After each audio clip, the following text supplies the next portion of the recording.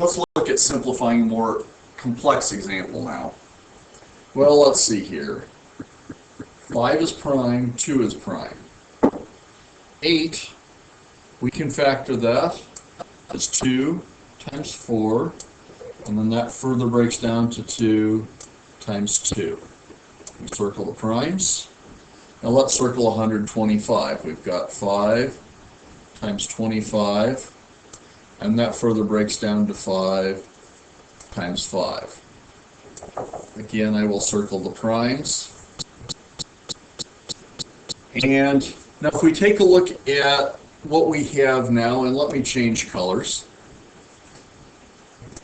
On the top of this fraction, we now have 5 times 5 times 5 times 5.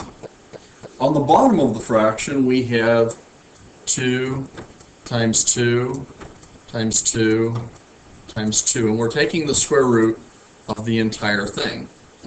So when we look at this fraction on the top, I've got a perfect square right here and another perfect square here.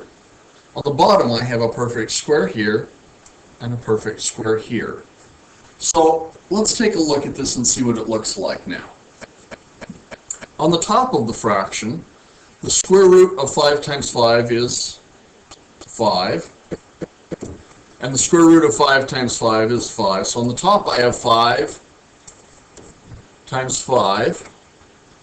And on the bottom I have, let's see, the square root of 2 times 2 is 2. And the square root of 2 times 2 is 2. So now I have 25, which is the square root of 5 times 5 times 5 times 5, over 4, which is the square root of 2 times 2 times 2 times 2. So here is my answer in fully simplified form.